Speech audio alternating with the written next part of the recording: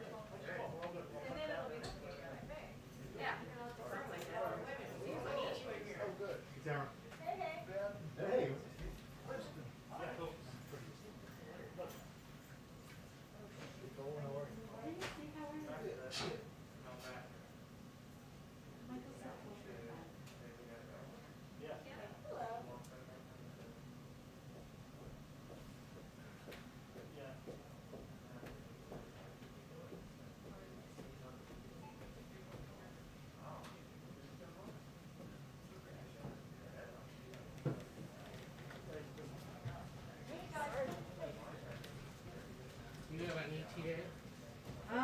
Maybe 5 to 10 minutes. Oh, okay.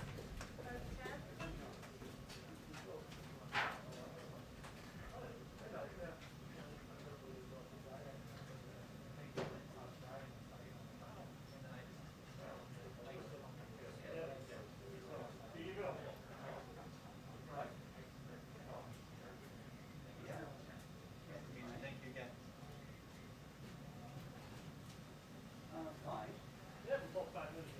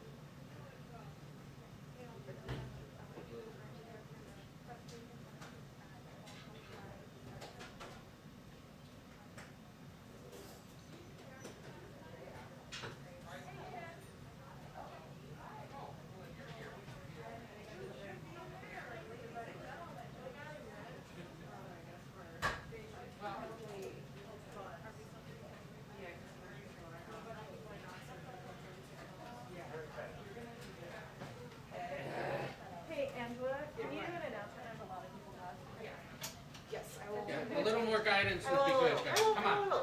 I just need to sit down and then I'll get through. No, you need to tell everybody. Sit down. You need to sit. I'm done.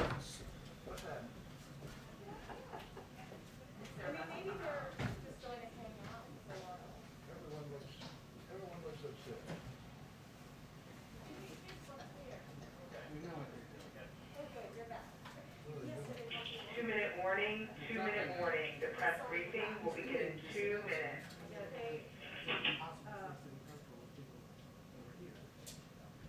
Change the subject, we're bringing.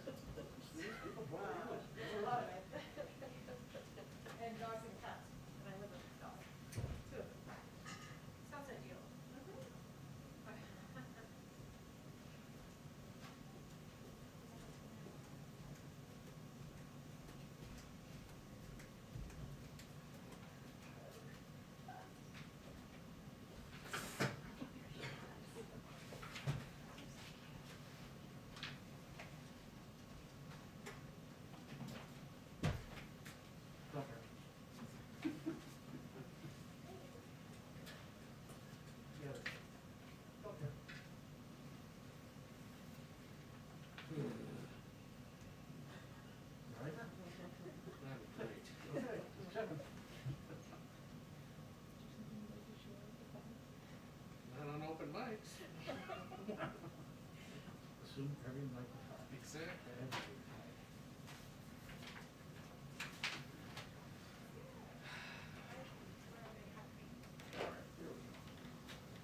Hi, everyone. Okay. We have another member of the President's Jobs Cabinet joining us today, Secretary of Energy, Jennifer Granholm.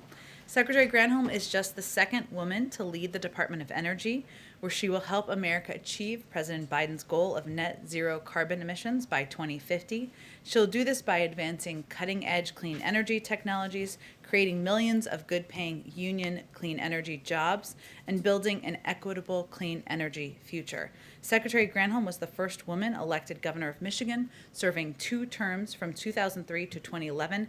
As governor, she successfully led efforts to diversify the state's economy, strengthen its auto industry, preserve the manufacturing sector, and add emerging sectors, such as clean energy, to Michigan's economic portfolio.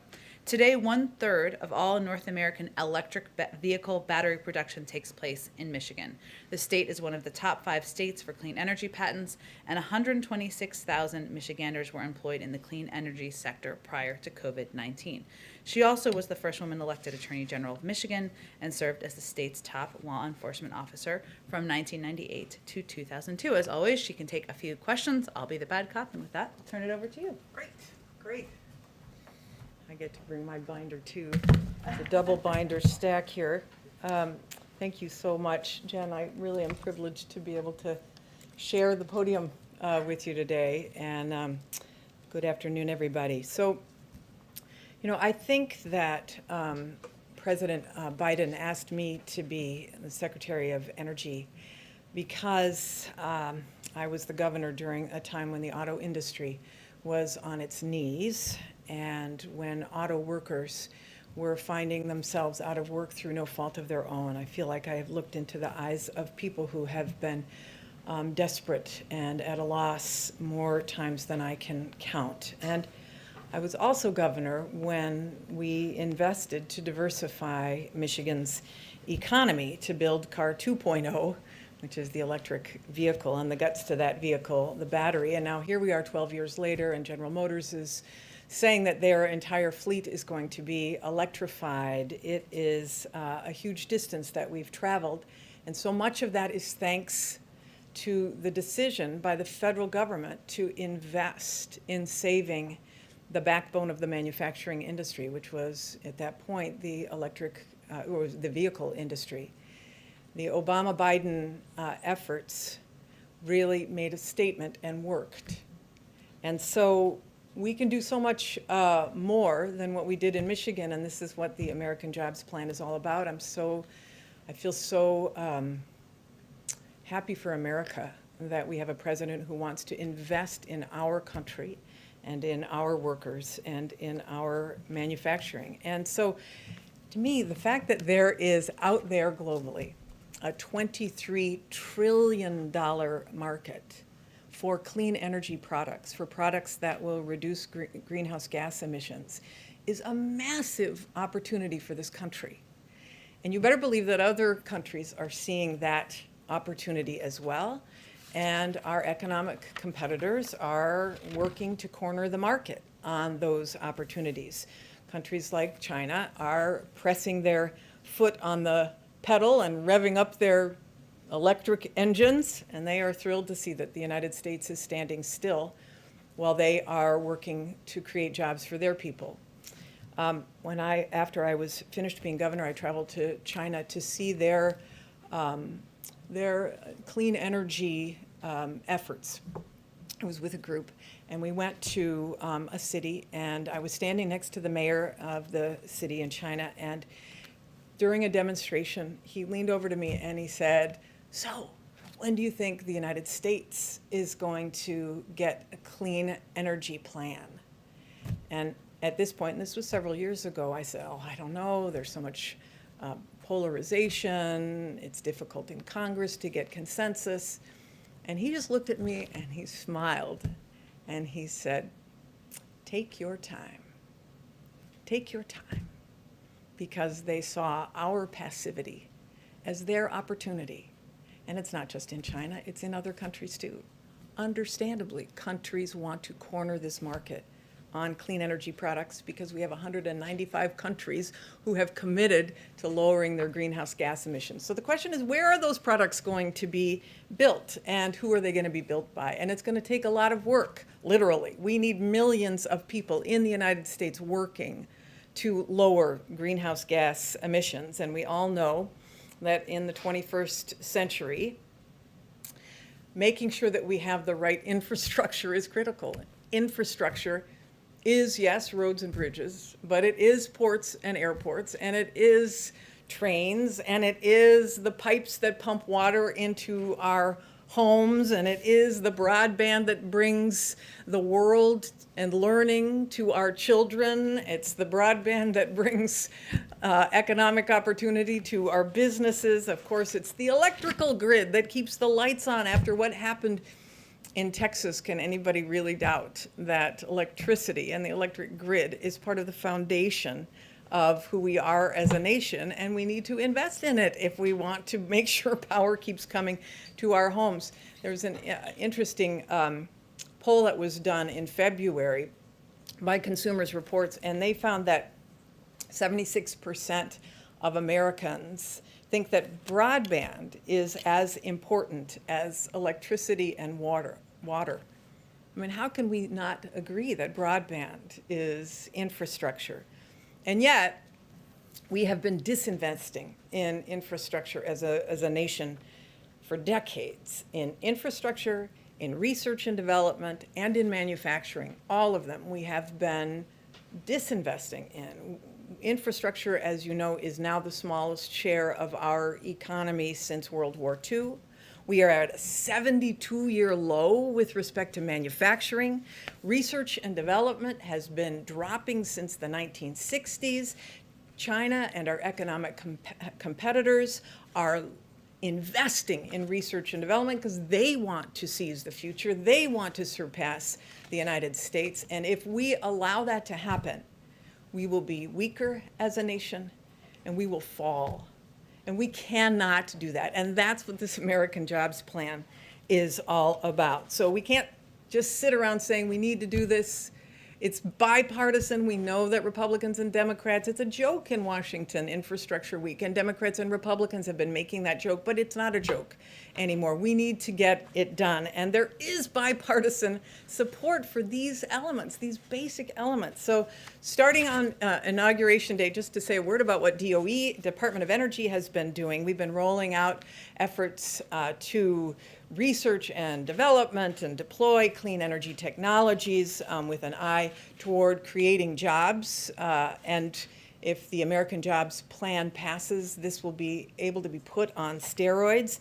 So in the past 2 weeks, just as an example, we made two announcements on research, one on research and one on deployment of offshore wind. The research one was to cut the cost of solar by half yet again in the next 10 years. And on offshore wind, it was to add 30 gigawatts of offshore wind energy on the Atlantic seaboard, again within 10 years. Today, we are announcing another two funding opportunities for clean energy technology. One of them is to create next generation biofuels for airplanes and ships, which are very hard to electrify. And the second is to announce clean energy technology funding opportunity to reduce methane emissions from the coal, oil, and gas industry. And as many of you know, methane is an extremely potent and dangerous greenhouse gas. But these investments are really just a down payment on what we need to do as a nation, and the American Jobs Project will take us the rest of the way. And I want to emphasize because I've been meeting with so many stakeholders on this, the true importance of ensuring that 40% of the benefits of the American Jobs Plan go to communities that have been left behind or unseen, people who have been in the shadows of power plants and whose children have to gasp to breathe or use an inhaler. We need to remedy a moral wrong, and make those investments, and the American Jobs Plan will allow us to do that. It's a once-in-a-century investment to seize a once-in-a-century opportunity. That's what the people elected Joe Biden to do, and we've waited far too long to do it, so we're going to get it done. We're going to put America to work, and I'm happy to take any questions. Thank you, Secretary. If I can shift gears a little bit, one of the things in the President's infrastructure package was investments in advanced nuclear development. One of the things I know you mentioned, you reiterated during your confirmation hearings, the President's opposition to funding for a nuclear fuel repository in Apple Mountain. Where does the Biden administration plan to store the nation's spent radioactive nuclear fuel, and what's the ongoing process of that review? Yeah, some of you may recall there was a bipartisan commission on what to do about spent nuclear fuel. There has to be a consent-based process to be able to do that. We are beginning that work inside of the Department of Energy. We have to find a solution, but it has to be based on, community agreement. Is there a timetable for that review when you? We'll be making an announcement on that, not ready to say yet. And then just changing gears again, the last administration invested heavily in the nation's nuclear triad, the development of new and improved nuclear weaponry. Is the policy of this administration that a lot of this development falls under your department to continue that R&D, that expensive R&D to modernize the nation's nuclear arsenal? We have to modernize the nation's nuclear arsenal. We have to keep and maintain the stockpile to make sure that it is safe and effective, and we will continue to do that to ensure that we can deter nuclear aggression from other countries. So our nuclear deterrent is important, and it is embedded in the values of that stockpile, and we'll make sure that our people are safe. Thank you so much. I've heard you talk about the corporate tax rate and what they want to do with this infrastructure bill. Can this infrastructure bill be successful with a 25% corporate tax rate? As the president has said, this is a negotiation, and he really does want to hear from Democrats and Republicans about what would be acceptable to get this across the line. So there is room for negotiation. His point is that it has to be paid for. And so if it's not a 28%, what else is it? And we're very encouraged by those who have been bringing ideas forth. And we are hopeful that, especially when Congress gets back next week, that those discussions can begin in earnest. All right. Thank you. You're one of the 5 cabinet secretaries that the president is tasked with engaging with Congress on this. You mentioned the president's willing to negotiate. He says he's open to alternative ways to pay for this if Republicans put forth any. In your conversations at all, have you heard any such alternatives from Republican members? I have. Yeah, I'm not going to make announcements for them. They obviously want to bring forth their own ideas, but I have heard alternatives, yes. And the president also asked you to help engage the public in selling this plan. You haven't hit the road yet, though. Is that something that you plan to do in the coming weeks? Well, we're going to be taking our guidance, from the White House in terms of what's safe, et cetera. We've certainly been hitting the Zoom and making our case through that and the phones. So we'll see, how it goes. There is a period of time that we have to be able to do this, but we want to make sure that it's safe. Emma? Yeah, in terms of the negotiations, the discussions with Congress, is there a deadline? Is there a time frame where this turns into a pumpkin? Or you just go it alone? Yeah, I don't know if you want to answer that, Jen. We'll have a whole briefing after this. Yeah, I know that they said that they would like to see progress by Memorial Day, and hopefully we can start to see that, but obviously those meetings have to begin in earnest next week. Francesca? Thank you. What do you say to Americans working in the oil and gas industry in California and elsewhere who say that these have been good paying jobs that have given them access to the middle class? And what, if anything, can the federal government do to ensure that these clean energy jobs, like the ones that you described, are as good as the ones that they'll be replacing? Yeah, this is a great question. And this is why the American Jobs Plan is very specifically targeting communities in coal and power plant areas, in gas and natural gas. There are billions of dollars in this bill for the technologies that will reduce CO2 emissions in those industries. For example, carbon capture, use and sequestration. I don't mean to get too technical, but hydrogen, deployment and demonstration projects. I've been talking with my counterparts around the world. There is a huge appetite for a partnership with America on these next generation technologies that will reduce CO2 emissions from that kind of baseline power. Those jobs in those kind of technologies are good paying jobs. Those are jobs that are going to be for welders and sheet metal workers and all of the trades. And we're going to, as we put out funding opportunities, ensure that there are project labor agreements, that the people who are working in them are paid under Davis-Bacon, are paid prevailing wage. So we want to create good paying jobs all across the country, and there will be millions of them if this is passed. The opportunities, this is why we've been having a huge number of discussions with our brothers and sisters in the labor movement, in the building trades, to make sure that we do this in a way that gives their workers opportunity, and it will, and that's why they're supportive of it. You mentioned next generation biofuels for airplanes and ships. When should we expect something like that to come online? I mean, we'll see planes flying with biofuels. Yeah, well, it's going to take, I mean, obviously we got to get started on it, and this is a research opportunity. It is not a deployment opportunity. But because funding opportunities really accelerate so much appetite for the technology, and because there have been a lot of breakthroughs. In fact, the airline industry itself has been investing in next generation biofuels to be able to demonstrate that it can be used. So, you know, without saying specifically, I think certainly within 5 to 10 years, we will be able to see this deployed and available for both shipping and for air. Last question, Nancy. Thank you.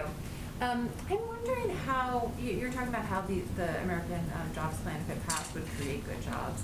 I'm wondering what levers that the federal government has to ensure that those jobs will be, you know, at a certain wage scale, have benefits. Like, what can you do to enforce that? Yeah, I mean, as we know, the federal government has many mechanisms for pushing out funding, and that includes bidding on projects, and that includes passing it through in competitions, et cetera. In those opportunities, you can attach strings to make sure that these are good paying jobs, that they have project labor agreements, et cetera. And so I know it is, and it's true with respect to the federal government's buying power as well, its procurement power. We want to make sure that we create good paying jobs for all kinds of people in every pocket of America, and that means good paying union jobs. So we're going to use every lever possible to be able to do that, including if you want to bid on this, you've got to make sure that you have a project labor agreement. Thank you, Secretary Granholm. All right, for joining thank us. you. Appreciate it. Good luck. Thank you so much. Wait, I gotta grab my. Oh, go my ahead. mask. Sorry. Thanks. Okay. Couple items at the top. As President Biden noted in a proclamation issued on Sunday, we are marking Holocaust Remembrance Day this week. Today, we rededicate ourselves to standing in solidarity with the Jewish people in America, Israel, and around the world, and to remembering the horrors of the Holocaust. An estimated 6 million Jews perished alongside millions of other innocent victims around the world. We honor the memories of precious lives lost, reflect on the incomprehensible wounds to our humanity and the lessons learned, and mourn for the communities broken and scattered. And we embrace Holocaust survivors, some of whom are still with us. They deserve our continued support to live in dignity. With that, short topper. I only had one today. Go ahead. Thanks, And a Mary. secretary. So on the president's gun announcement, he announced he's going to ask Congress to take action to repeal gun manufacturers' liability protections. Yes. That had been a day one promise of his. When should we expect to see that text sent to the Hill? And if it was a priority, if it is as big a priority as he said it was for him just a few minutes ago, how much effort is the president willing to put into gun control right now when so much of the administration's focus right now is on the infrastructure plan? Well, first, let me say that there has been legislation introduced in past Congresses, and we certainly hope, and he's calling for members to reintroduce legislation on gun liabilities for manufacturers. It is an issue that he talked about on the campaign trail, and he continues to believe that addressing that, holding manufacturers to the same account as other industries, is pivotal in keeping our community safe, keeping our families safe, and addressing the threat of gun violence across the country. So what he is calling for is for the introduction of legislation, of which there has been past versions. I will say that this has been an issue that the president has been working on for decades throughout his career. He helped pass the Brady Bill. He helped ban assault weapons back in the 90s. He believes that taking additional steps on background checks, that putting in place an assault weapons ban again, are pivotal to keeping our country safe. He strongly supports the background check bills, the two that have passed the House. It is imperative for any president to walk and chew gum at the same time, to continue to push for, to advocate for, to use the bully pulpit of the Rose Garden to push forward a range of agenda items, and he certainly will continue to do that on putting in place common sense gun safety measures. A couple of weeks ago, in a press conference, the president sort of said, sequencing is important here, that essentially acknowledging that maybe, if the president can walk and chew gum, maybe Congress can't, and the president decided to put infrastructure before gun control, before climate change, before some of these other issues. Why are guns not going before infrastructure? Well, Congress plays the role, the Senate and the House, in moving legislation forward. And at any given time, there are multiple pieces of legislation moving their way through committees, moving their way through the House, moving their way to the Senate. There are 2 background check bills that have passed the House that can move to the Senate. He certainly is an advocate for those, while at the same time being an advocate for moving forward on the American Jobs Plan. And then finally, just a different topic on Afghanistan. Should we expect to hear from the president before May 1 about what he will do with American troops still there? I mean, it seems they're going to stay there beyond the sort of time is running out for an ordered withdrawal for troops still there. Right now, is that an accurate assessment that there will be troops there on May 2nd? And then in terms of what is the president's message to the American people? Why is it in their interest for their troops to be serving in harm's way overseas beyond this month?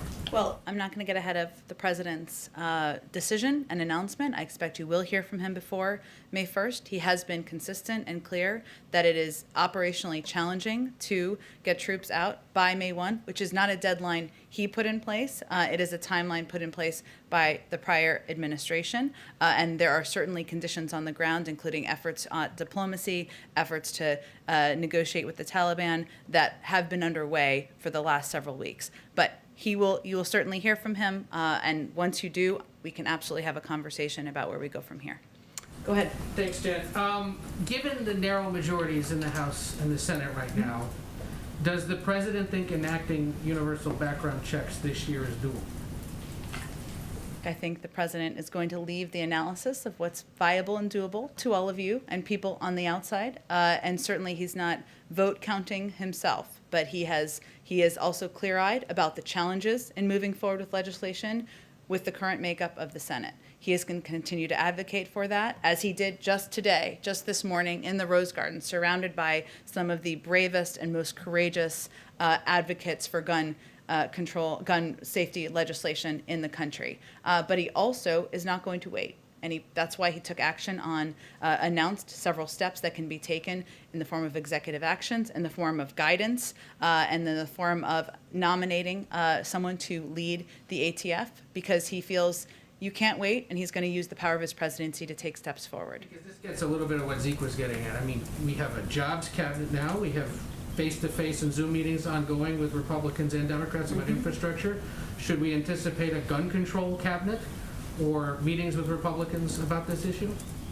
I certainly would anticipate the president will raise this issue in a range of conversations he has with members of Congress. This obviously is slightly different given the role of the Attorney General in measures on gun safety, and as is evidenced by the fact that he was present there today. So it's a bit different from a jobs cabinet, but I can assure you, for members where this is appropriate, where it's an appropriate role for them to play, for members of the administration in the White House and otherwise to communicate with members of Congress, that will certainly continue to be at the top of our list. Two other unrelated things real quick. The U.S. and Iran are engaged and indirect nuclear talks this week.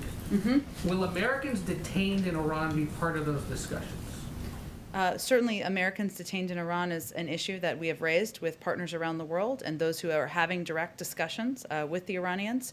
In terms of the focus and content of these discussions, I know they'll do a readout when they conclude the meetings, likely tomorrow. And beyond what Secretary Blinken, I know he held a meeting with families or representatives of them early on. Can you give us a sense of what else may be ongoing in this regard?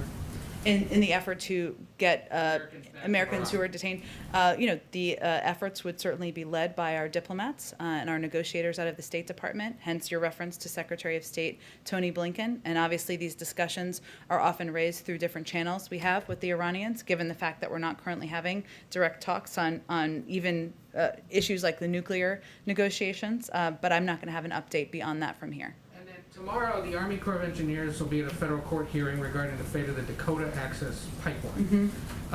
Is it the administration's belief that construction of that pipeline should continue? Our view is that we would look at each pipeline through each individual pipeline separately and do an analysis of the costs and benefits on the environment and jobs, which is my assumption would be happening here. So I don't have an assessment of that, but we look at each of them individually. Conceivably, we get that tomorrow at the court hearing, though. I'm There's a delay, I guess, in considering this, given that the administration asked for more time. So we're trying to figure out if we may get that tomorrow. It wouldn't come from the White House, presumably, but I can certainly check if there's an expected timeline that we can share from here. Go ahead. Thanks. Following up on Zeke's question on the manufacturer liability bill, the president just said that if God granted him one item on his to-do list, it would be to get this done, to make it so that gun manufacturers can be held liable. It is something he promised on day one. It is day 78. What's the holdup here? There's no holdup. It just, legislation needs to be reintroduced. There are a number of members in Congress who are strong advocates for exactly what the president supports, share his view about the impact, and we're certainly hopeful and encourage them to move forward on that legislation, reintroduce it. But the president promised to send his own plan. You know, it's clear that you're waiting to see how this works its way through Congress, but why not put out your own bill, lead the charge on this? He is leading the charge by advocating for this moving forward, by using the bully pulpit of his presidency and of the Rose Garden to advocate for this legislation moving forward. It is the role of Congress, of course, to push legislation forward, to vote on it, to move it through committees, and he certainly is hopeful they'll do exactly that on this issue. The president did suggest recently that, you know, tackling this is a long-term issue, as he put it. Given the recent shootings, does he still see it that way? Does he still see this as a long-term issue? I think he certainly sees it as an issue that we won't solve overnight. So yes, he sees and is encouraged by the actions that we've seen across states. Take red flag laws as an example. There are 19 states. Many have implemented those laws in just the last few years. We know that they're impactful. In many places, there's bipartisan support for that. One of the announcements he made today was that we will be putting forward guidance to make it easier for states to put forward those laws. He knows that sometimes the first action doesn't happen at the federal level. It can happen at the state level. We've certainly seen that on a range of issues, and we've seen that on gun safety legislation as well.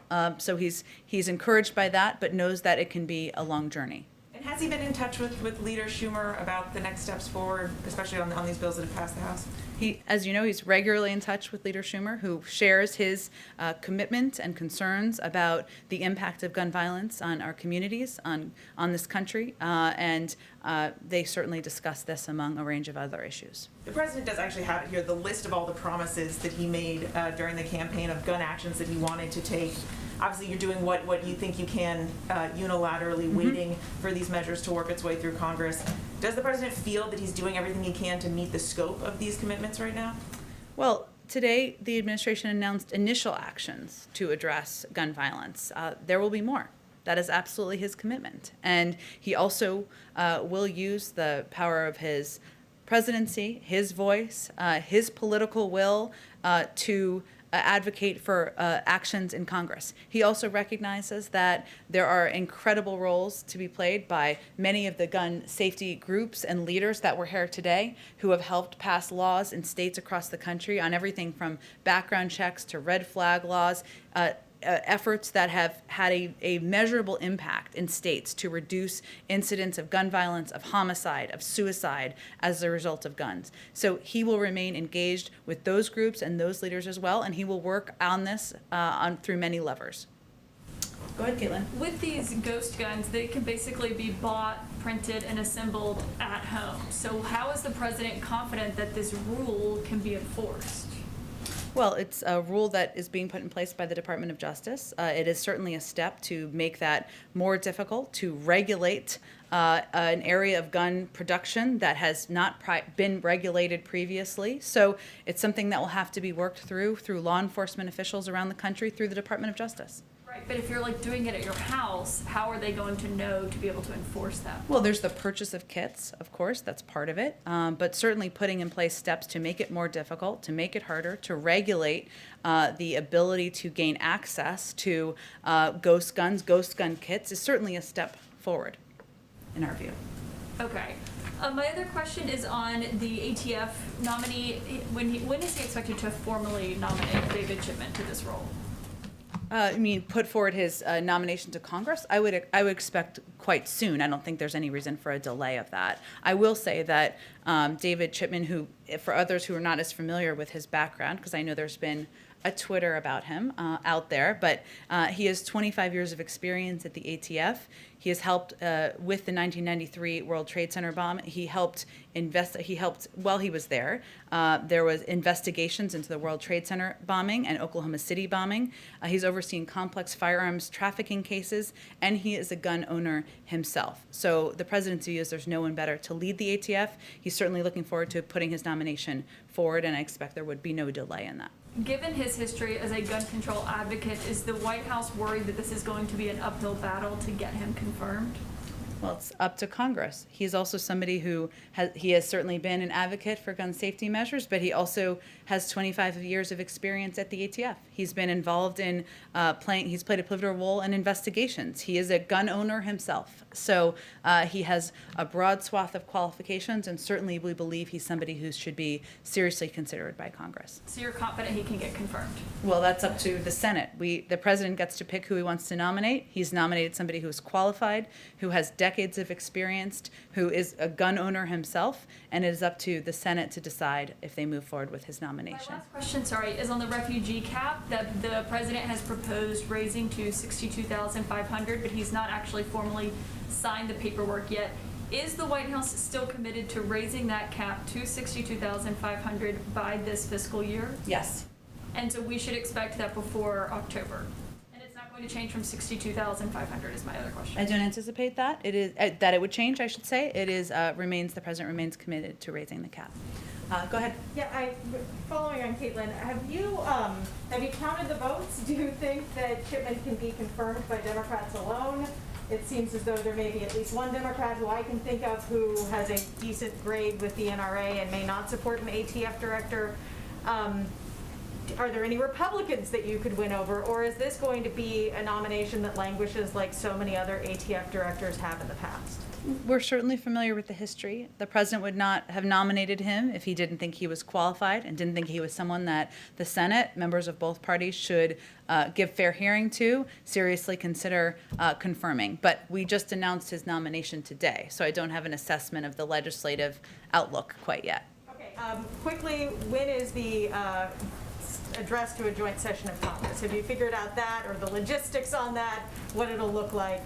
I can't wait till we can announce this. I'm with you. We can all share a joy on that. We are still working through and finalizing the date, the logistics. The president remains committed to delivering a joint session. We're working with leaders in Congress to finalize that. We certainly hope we'll have more to say soon. On another matter, General Motors has halted production in North America at several factories and extended shutdowns because of this semiconductor chip shortage. Yeah. It's disrupting the auto industry, and I'm wondering, are there any short-term measures that the federal government can take to help with this shortage? Is there anything that can be done? Well, let me first say that we fully recognize that this is an issue that is impacting industries across the country, including the auto industry. Earlier this year, the president held a meeting in his office with a bipartisan, bicameral group. He continues to work. He feels there's opportunity to work with members of both parties on addressing what is a very challenging issue for many industries. There's a 100-day review that is ongoing, which we plan to share the outcome of with the American people soon. And we're certainly looking through that review at undertaking, the review is focused, I should say, on undertaking the first ever whole of government approach to building a resilient, diverse, and secure supply chain to help address this issue for the long term, so that we are not just dealing with a short-term emergency.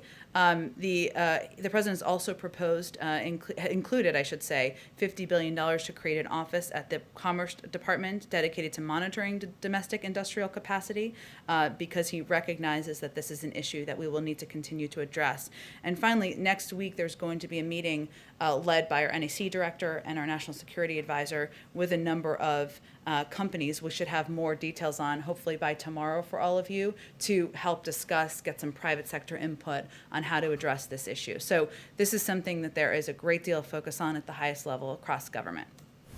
Go ahead. Just following up what Tam said, in the president's meeting, the president's supposed to meet with the Japanese prime minister next Friday, and I'm wondering if he'll ask Japan to place restrictions on exports of semiconductor chips to China. Well, he is meeting with the Japanese Prime Minister, as we've confirmed, next Friday. I certainly expect semiconductors and the shortage to be a part of that discussion, but we're just not going to get ahead of the agenda of that. I expect they'll have remarks and take questions following the meeting. And just one more thing, Jen. The president has said that next week he intends to host lawmakers in the Oval Office once they're back from recess. I wonder if you could give us any preview of whether or not that will include Democrats, Republicans, what type of outreach that will look like. I expect he'll have both Democrats and Republicans attend or join. And once we have confirmation of attendees, we'll share that information with all of you. Go ahead. The meeting next week on semiconductors, do you expect that to lead to some recommendations on what to do about this problem?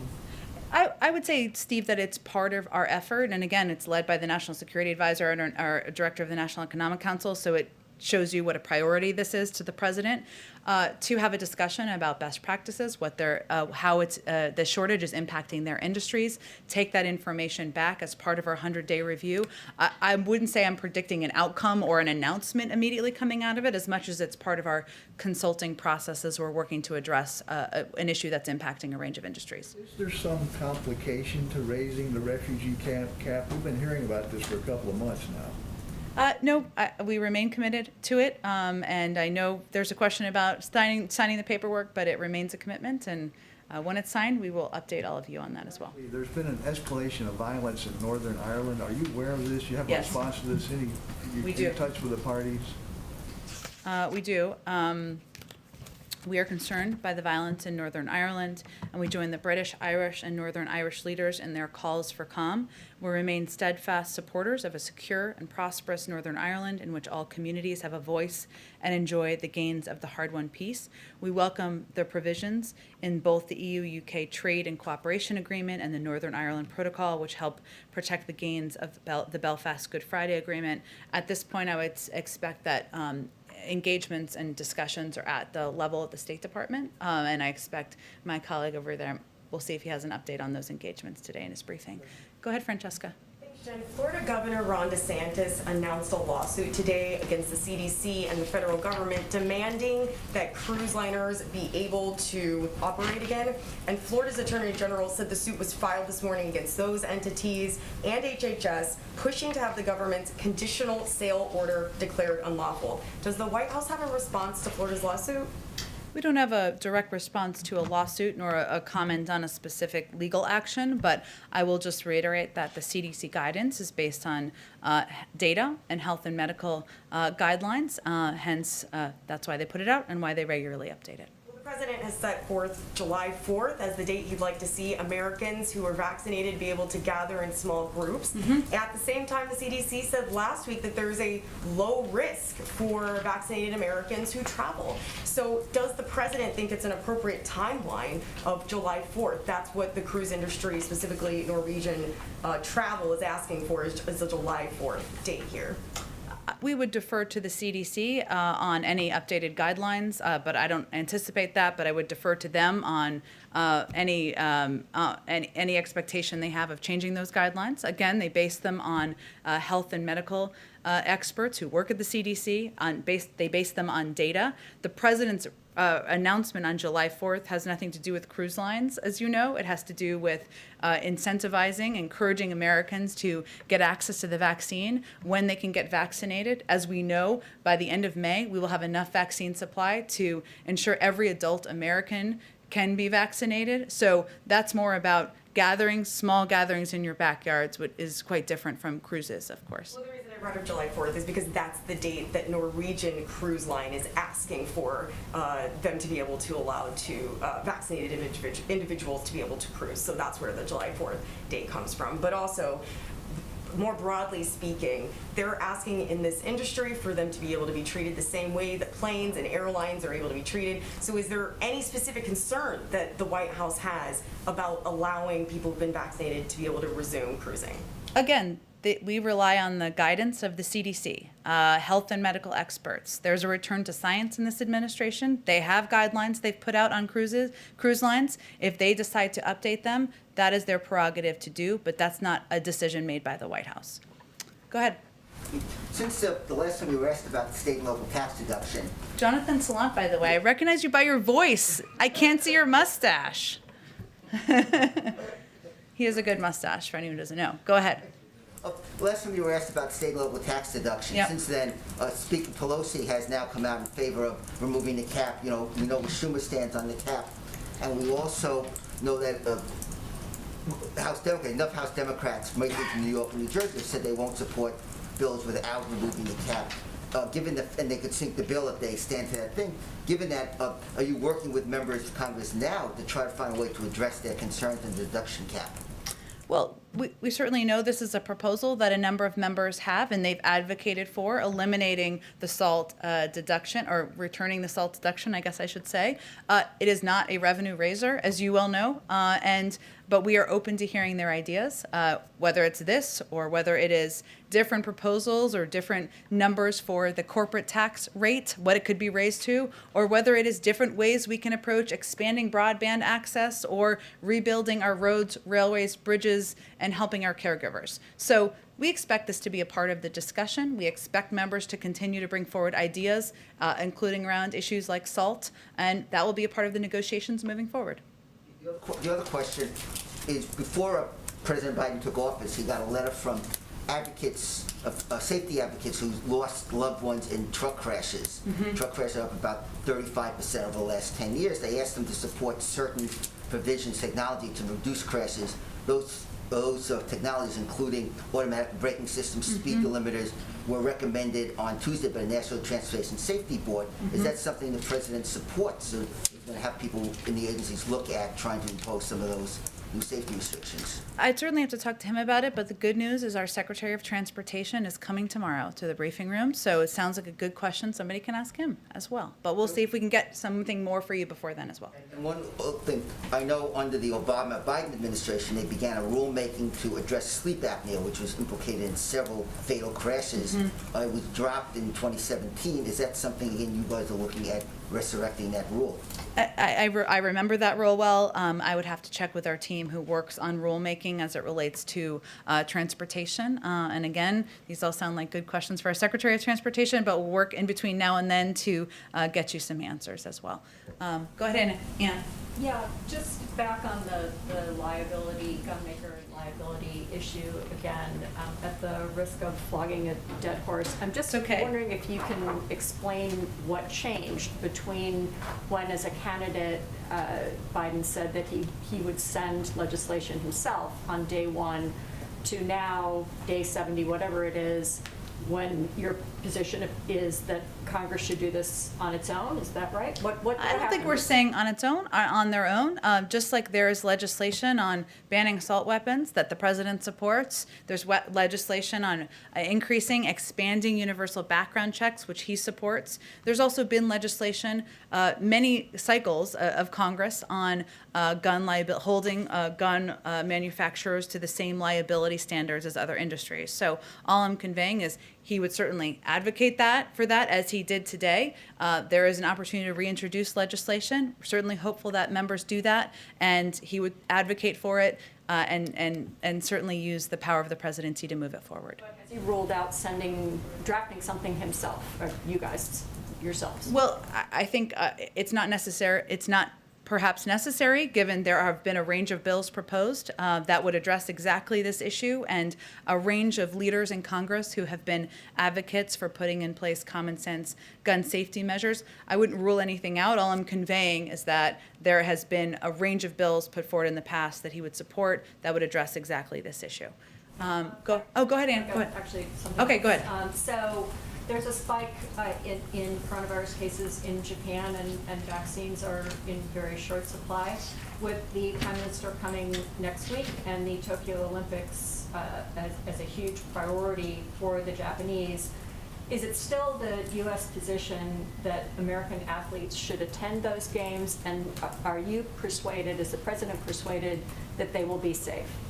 Our position hasn't changed. Obviously, we work in close coordination with the U.S. Olympic Committee on assessing, and with our health and medical advisors in the U.S. government on assessing, but our position has not changed in their attendance at the games. One more very quickly. Is there any update on announcements for ambassadors? We're now past March, which you had said was sort of when many other administrations had done so, and you haven't put any big ones forward yet. I don't have an exact update other than to convey that I would expect that nominees for career nominees will probably be in the first slate of nominees for ambassadors, as you're planning. Go ahead. Thank you, ma'am. A couple questions on the President's gun safety executive orders. I'm wondering, does the administration have data on how many crimes have been committed with these ghost guns that your team could share? I'm sure we can get you some data, sure, and I bet you a range of the experts who are joining us here today have a bunch of data and that they could share with you as well, even maybe on their websites. Very good. All right, then following up, the President said a moment ago, quote, "You go to a gun show, you can buy whatever you want, no background check." Is there a special exemption in federal law that he was referring to, or just do FLA dealers not have to do background checks when they're at a gun show? Are you asking me if he was referring? No, it's okay. Were you asking me if he was referring to like a specific circumstance? Or I'm sorry, just tell me a little bit more about your question. I mean, is it the President's belief that you do not have to undergo a background check when you are at a gun show? No, it's not his belief. He believes that background checks should be universal. Right, but he says no background check. Well, we know what his position is, right? So let me reiterate that, which is that gut background checks are something that should be universal. They're supported by more than 80% of the public. He's supported legislation, advocated for that, and advocated against loopholes as well. So that's his position, and I appreciate you asking for the clarification. Go ahead. One here. I know the DOJ is working on this regulation, Sure. And then we're gonna have to wait.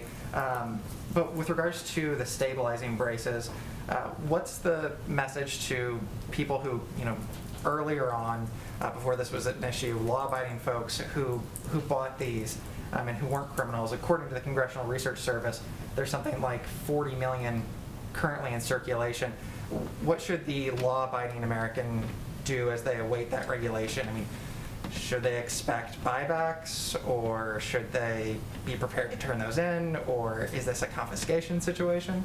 I don't think that's what we're suggesting. There's obviously going to be some time to put in place this regulation, as you referred to, and take a close look at the most effective way to do that. And what the effort here that's underway is to put in place measures that make the country safer and make communities safer. And obviously there are impacts. Every step that he announced today, we believe would do exactly that.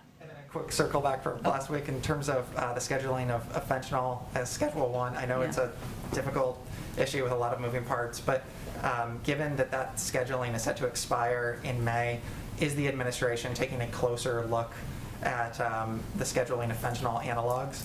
I know you asked about this, and I'm sorry we failed to get you a good answer on it. We will venture to do that before May 1st is the deadline. Not your deadline, but the timeline.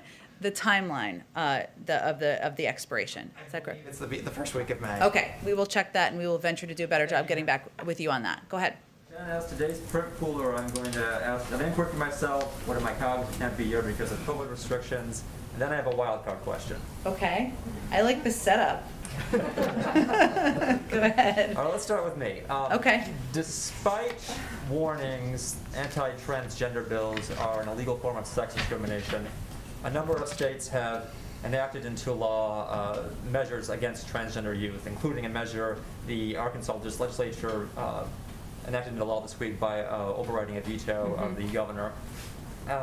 Will the president reach out to the attorney general for legal action against these measures? I don't know that I can't stand here and predict legal action. Obviously, that would be a decision made by the Justice Department and the Attorney General. What I can say is that the president's view is that all persons should receive equal treatment under law, no matter their gender identity or sexual orientation. That's fundamental to how he will make laws, advocate for laws, I should say, how he will communicate about his views on the rights of transgender individuals in the country, and certainly what his view is as it relates to any actions by the government. But in terms of legal action, I would point you to the Attorney General and the Justice Department. Well, I understand that, but why not?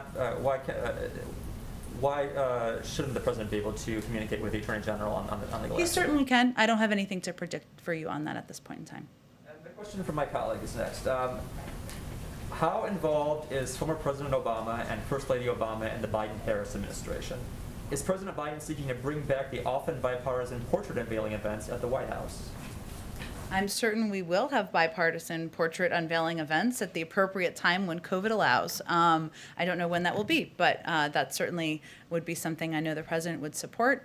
In terms of his engagement with President Obama, they are not just former colleagues, I guess you call them, as president and vice president, but they are also remain close friends, and they talk regularly about a range of issues, from policy issues to bouncing ideas off of each other to their families. So they are in close touch, but we just don't read out those specific calls. We keep them private. And now my wild card question. Okay. There's a lot of construction going on in the South Lawn. What's up with that? Oh, I like that. I'm happy to get you kind of a more official response on this, but it is a kind of regular maintenance. I think we expect it to be going on for 8 to 10 weeks, but we can get you a more official. Like new construction going on there, something that's really supposed to like regular happenings. I mean, is this something that is consistently going on, or is this like a new construction for a new event or a new thing on the South Lawn? No, it's not, but I can get you a more official statement from our team that is overseeing the updates and the maintenance. Okay. Go ahead in the back. Thank you, Jen. 3 questions on gun violence. Does President Biden have a deadline for Congress to act? And if they don't meet that deadline, is he prepared with more executive action?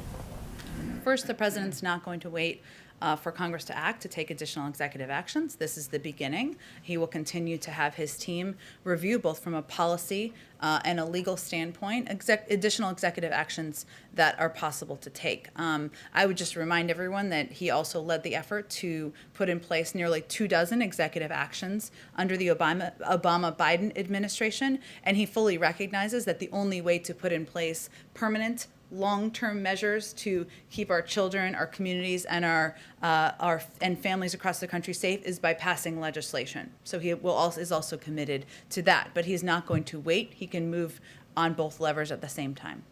And how soon does the president expect or hope to see change due to the executive action today? Change in what way?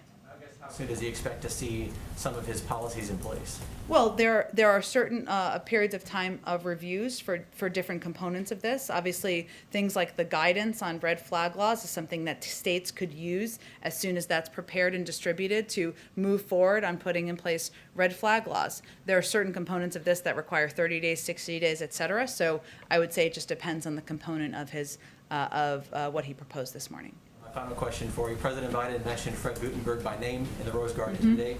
What role did Fred and other gun safety advocates play in crafting this executive action?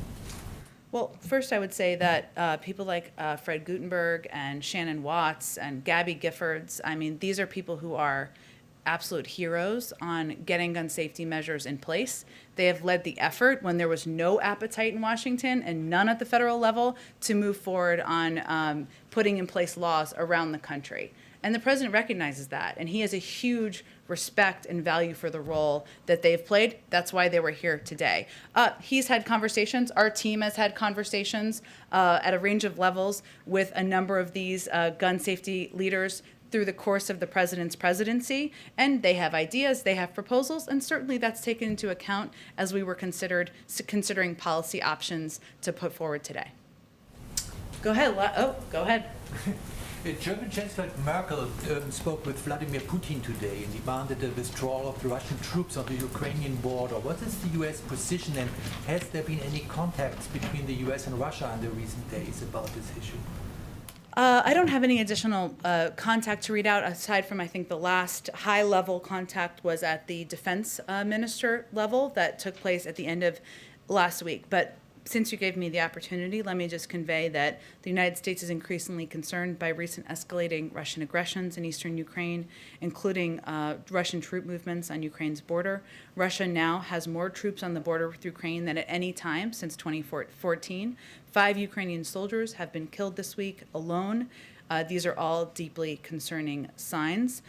We are, of course, President spoke with President Zelensky, as you know, last week. In addition to reassurances to Ukrainian officials, the United States, we are also discussing our concerns about the increase in tensions in ceasefire violations and regional tensions with NATO allies. So that's another part of the conversations that is ongoing. But I don't have any engagements with the Russians to read out.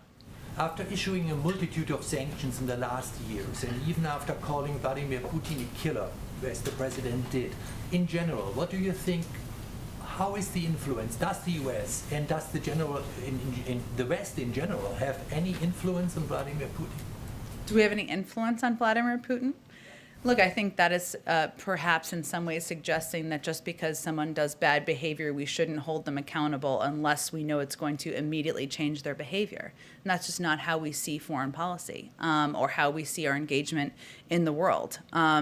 And look, I think our focus is on, there's still an ongoing review, weeks not months, and that we are assessing as it relates to the troubling actions of Russia and this Russian government, where there will be consequences, as the president has conveyed, seen and unseen, and we hope to have more on that soon.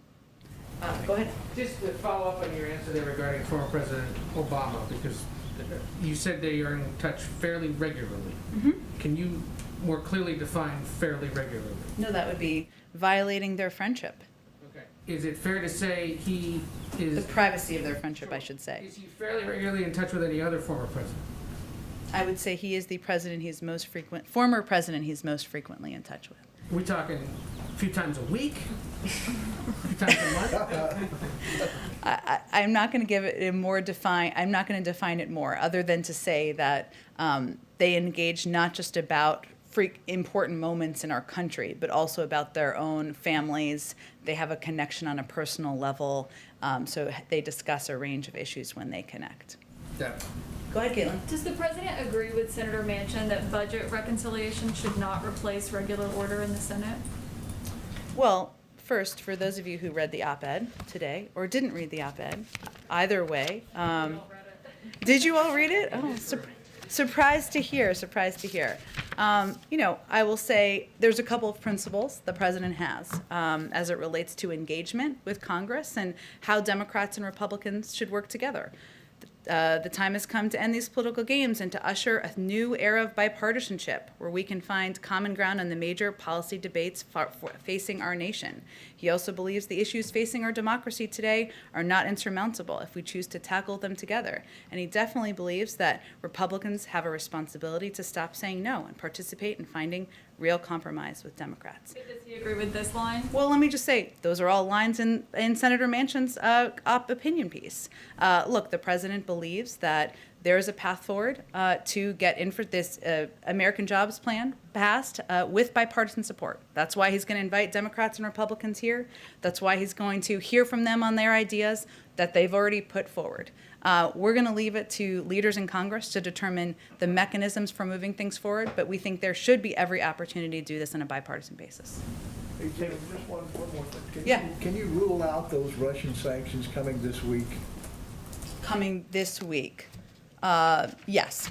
How about next week? I'm not going to rule out further. I'm just trying to give you some sleep tomorrow. We already have the guidance, the budget guidance coming tomorrow. We can't overload you on a Friday.